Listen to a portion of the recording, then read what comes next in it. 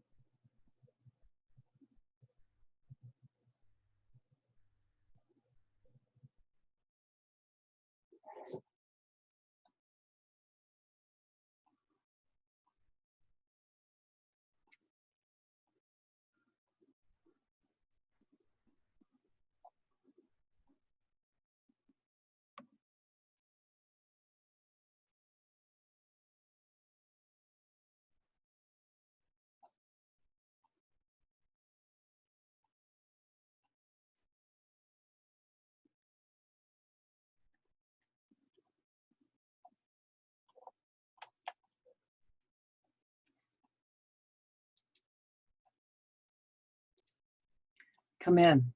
Come into this place we've made holy by our presence. Come in with all of your vulnerabilities and strengths, fears and anxieties, loves and hopes. For here you need not hide, nor pretend, nor be anything other than who you are and are called to be. Come into this place where we can touch and be touched, heal and be healed, forgive and be forgiven. Come into this place where the ordinary is sanctified, the human is celebrated, and the compassionate is expected. Come into this place. Together we make it a holy place.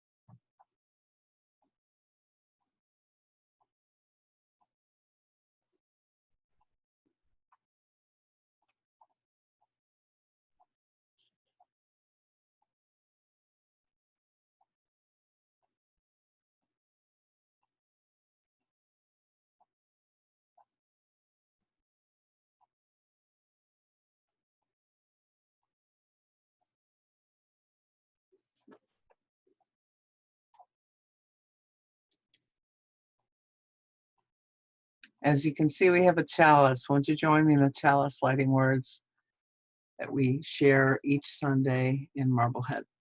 We light this chalice for the challenge of freedom, the goal of equality, and the warmth of community. May all who gather here offer and find the blessings of acceptance, loving kindness, and a grateful heart.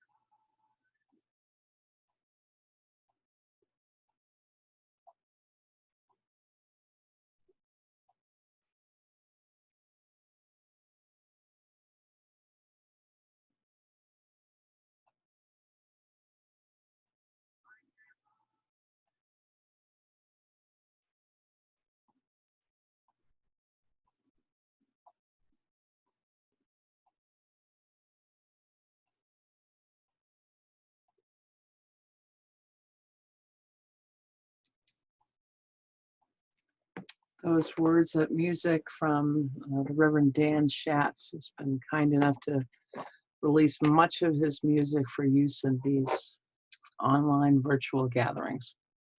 And our prelude this morning, that was Karen Gahagan playing Awakening by Alexander Tansman, and I am grateful to the Church of the Larger Fellowship also for making their videos available. Our story this morning is from Aesop. It's a fable, and the name of it was Members of the Body. And it goes something like this.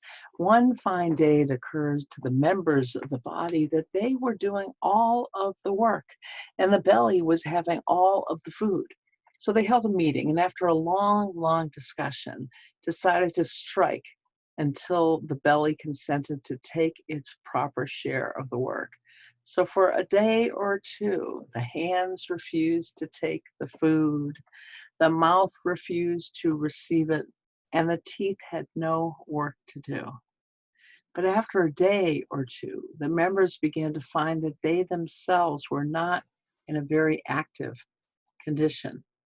The hands could hardly move, and the mouth was all parched and dry, and while the legs were unable to support the rest. So thus they found that even the belly, in its dull, quiet way, was doing necessary work for the body, and that all must work together or the body will go to pieces. The story reminds us that we are all connected, even when it seems like our experiences and even perhaps our participation seems very different as well. Now is a time in our service that when we're in church, we come forward and we bring something that we are carrying with us in our hearts or in our heads or in our souls in a place that might not even be named.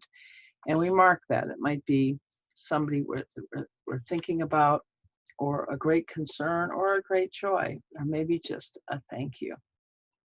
We do it by marking it, by lighting a candle, dropping a pebble in the bowl, or writing a name in a prayer bowl.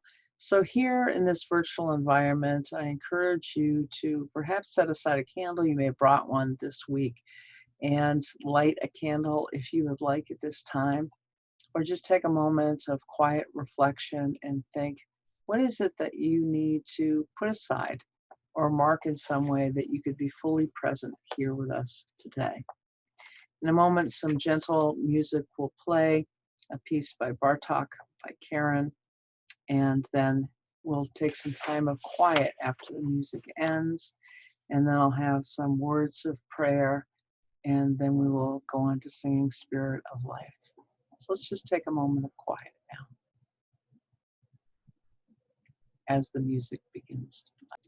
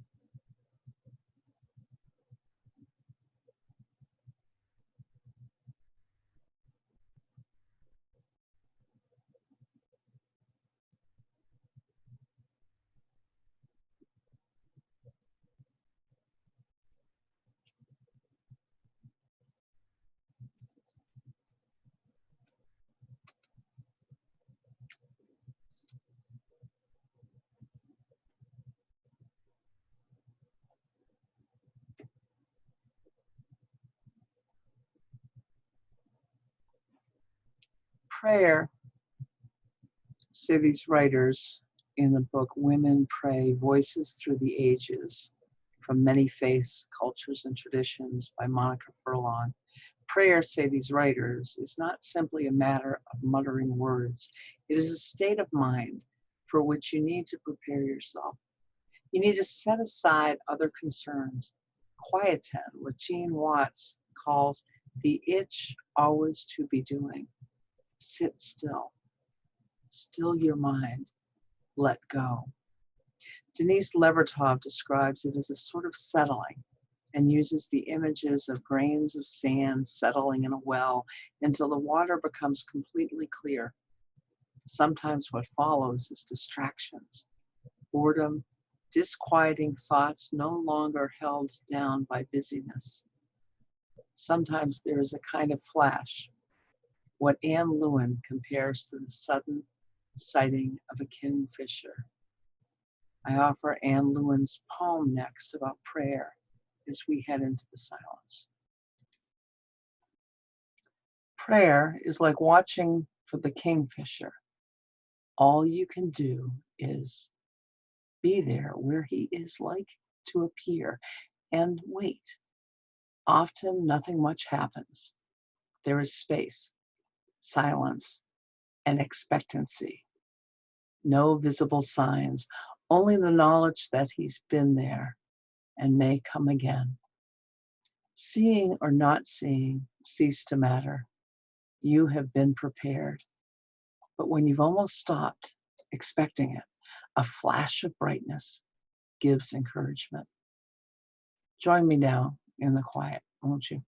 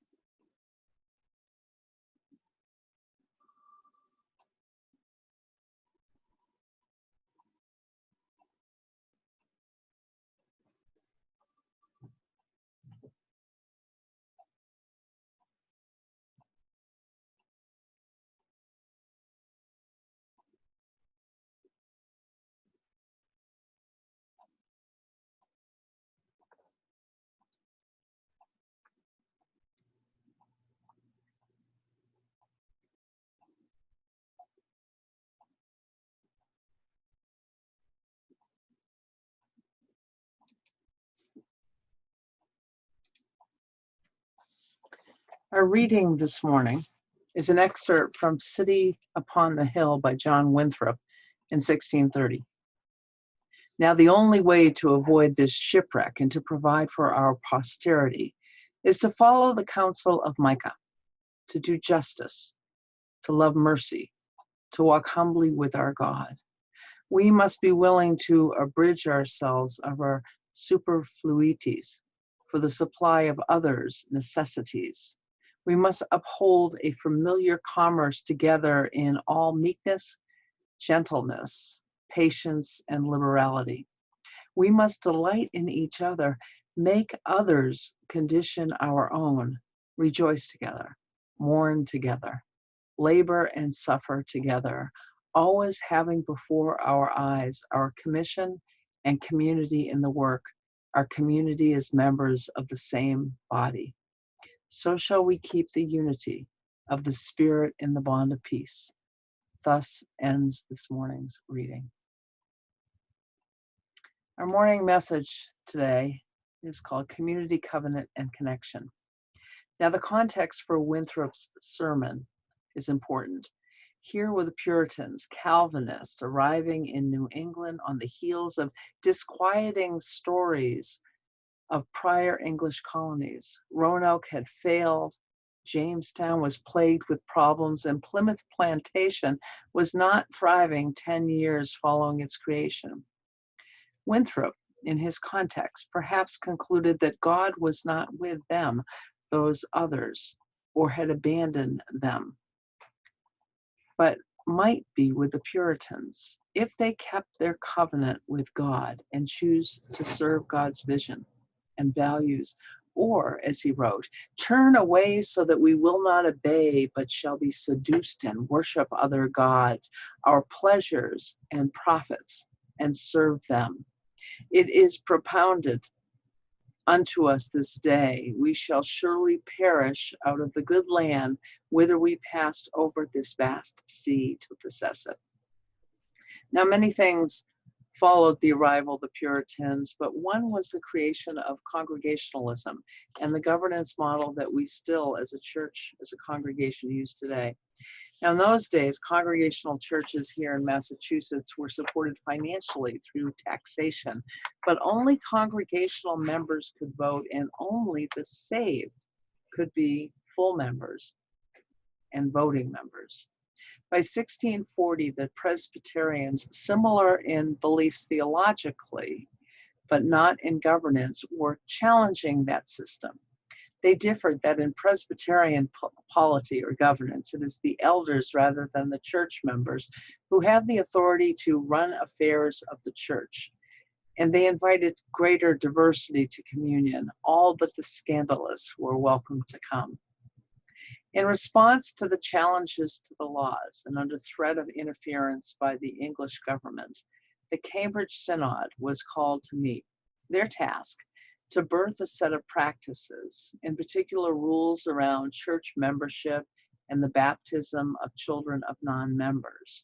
The task took nearly 4 years, with ministers and laity from 25 of the 29 churches in Massachusetts participating, along with some delegates from other of the fellow Puritan colonies of New Hampshire, Plymouth, Connecticut, and New Haven. What emerged was what we now reference as the Cambridge Platform. It is legally non-binding and intended only to be descriptive, but it is regarded by Unitarian Universalist clergy and lay leaders much like the religious constitution of this state, specifying the rights of church officers and members.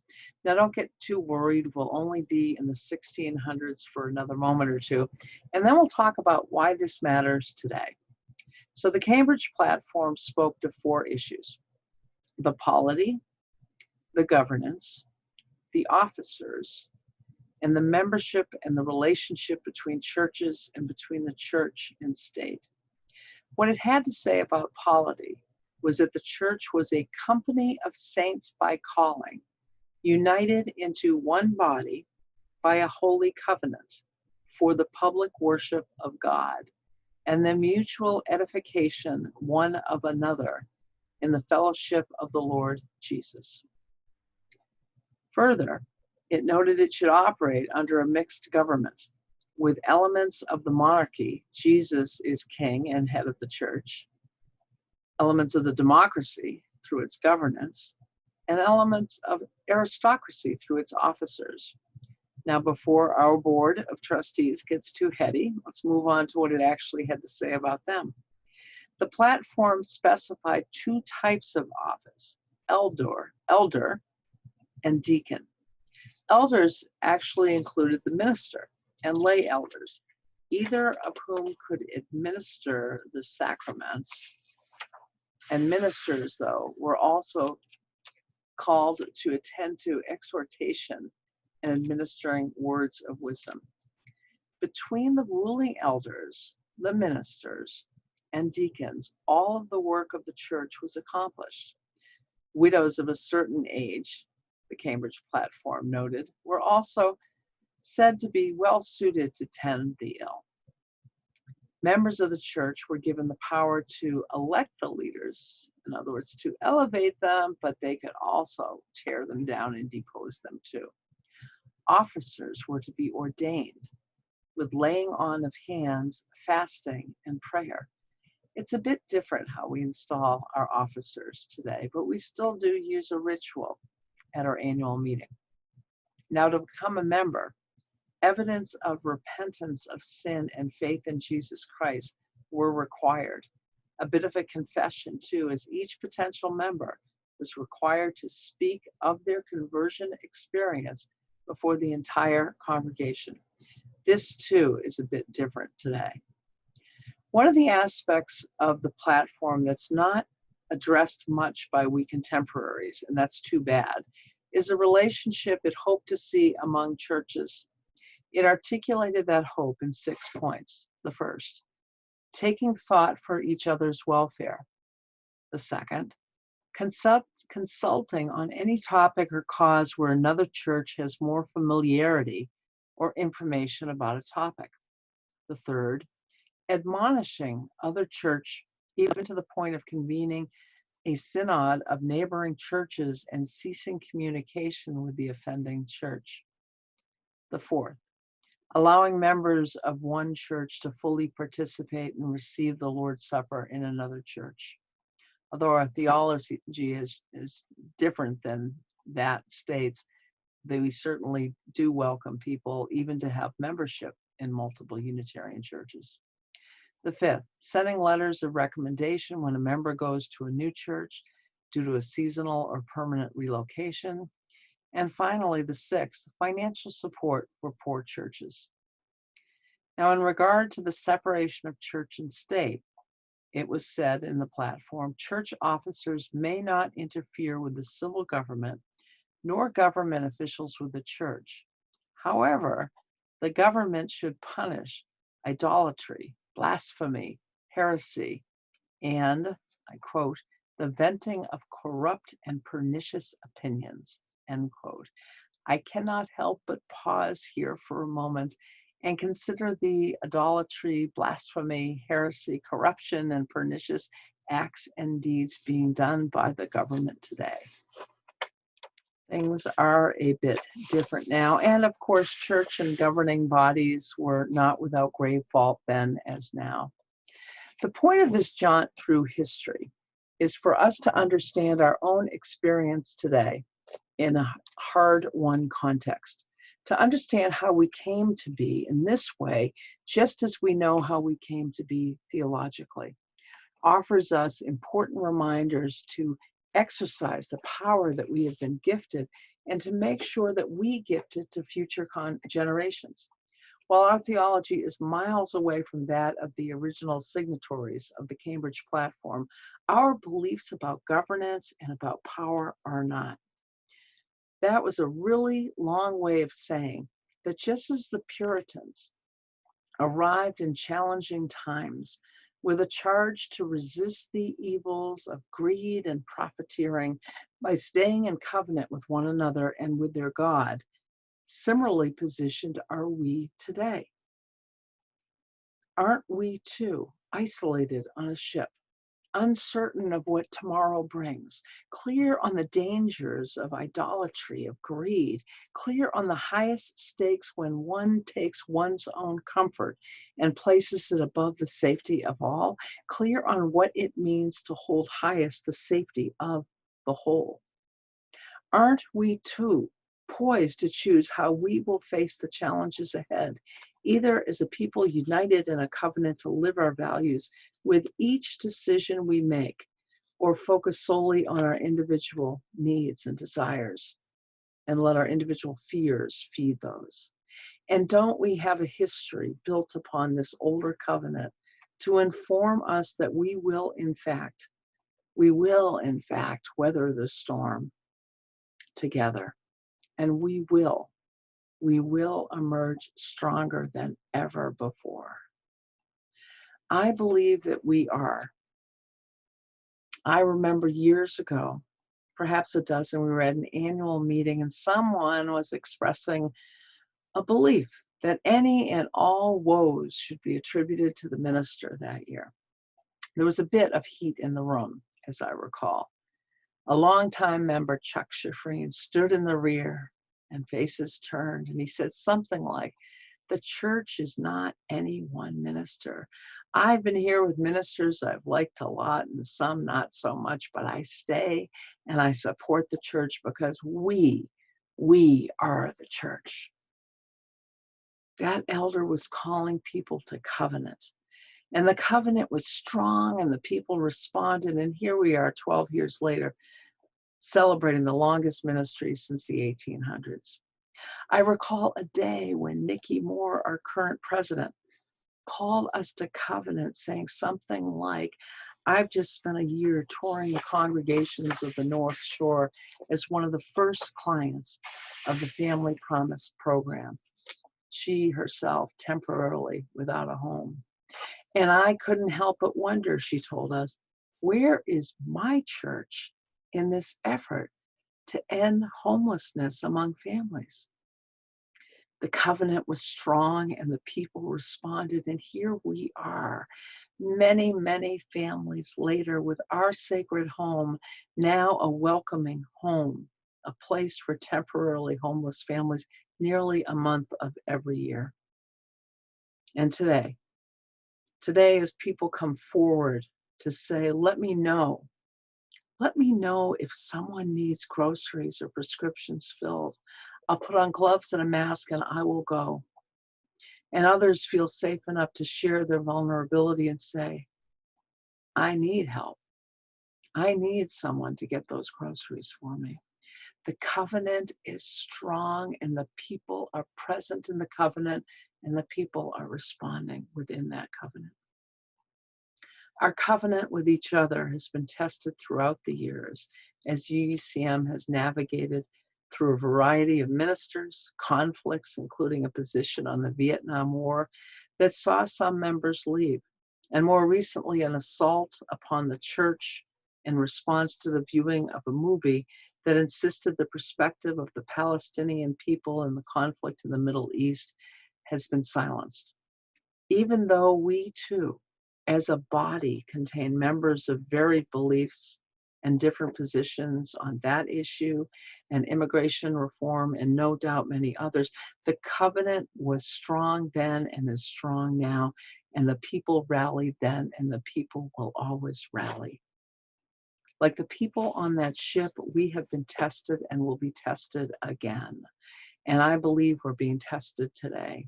Not theologically, I don't believe today's crisis is a cosmic test of our souls or a balancing out of humanity as a species or some divine retribution for anything. Rather, my theology informs me that it's a natural occurrence to which we have had a holy, WHOLLY, unholy response that was out of constitutional covenant by our leaders. And we have the power to remain holy, WHOLLY, rooted in our holy, HOLY, covenant with one another and the values that we affirm in this faith. And to do so is to take good care of ourselves, but care mightily for one another, for the greater good, and for this our sacred institution. The only question is, do we value our connectivity and the power of our collective care to tend UUCM with faith that just as we keep our covenant with UUCM, UUCM will keep covenant with us? Can we grow in connectivity during this time, making our institution and our own bonds stronger? Can we move deeper into relationship with one another and with ourselves as people of religion and with our call to the covenant? Now is not the time to hunker in and away. Rather, it is the time to gather in together. Or choose ourselves over community. Hoard supplies, clutch our toilet paper, Purell wallets and purses in fear of the future. Or post things like I've seen from some fellow UUs, like I have 2 rolls of toilet paper, and if you have none, I will give you one. Or do not go to bed hungry. If you need food, I will find a way to leave it on your doorstep. Please copy and paste this and join. Join the community. Or who needs masks? I'm making some and will send them. Now, friends, is the time. Now is not the time to focus on scarcity and our own needs. Rather, it's a time to consider giving what we can to anyone we're able, and trusting that this community, this ship of fellow voyagers, will take good care of one another along the way. It always has, and it always will. And in doing so, the power of this community of which you are a part will lead us all forward for the sake of all people, not just its members. Now is the time to lead from our covenant, from our connectivity, our community, birthed so many years ago, to utilize all of our power. This is a time for which we were made to lead, not slumber, friends. Love is the doctrine of this church. The quest for truth is its sacrament, and service is its prayer. This is our great covenant, to dwell together in peace, to seek the truth and love, and to help one another toward the end that all souls shall grow in harmony with the divine. May it be so. May it be so.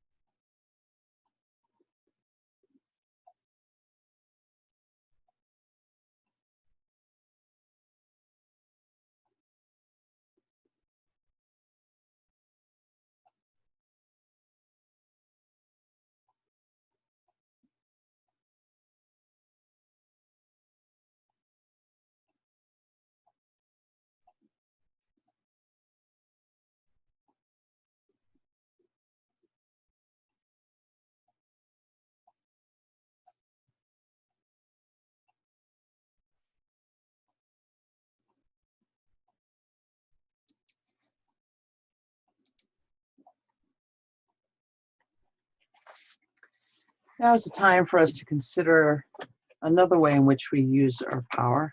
First, in gratitude. Take a moment and answer this question aloud if you'd like. For what am I grateful right now?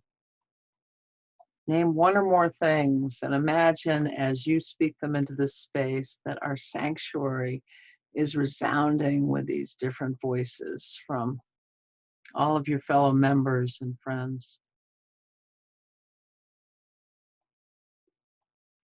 Imagine how warm it makes that space feel.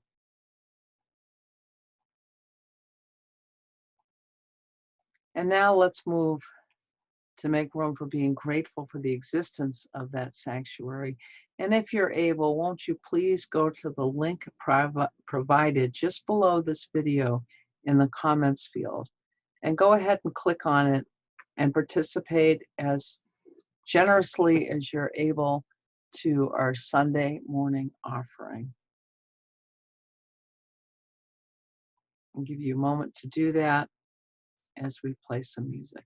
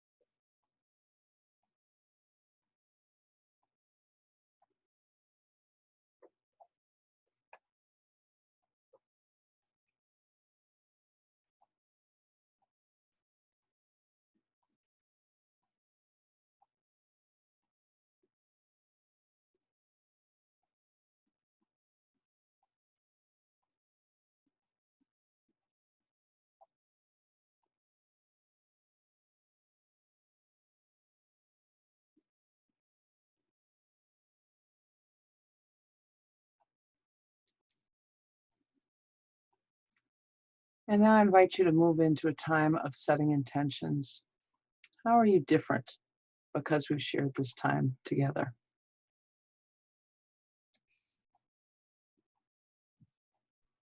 Take a moment of quiet and reflect and set your intentions as I set mine.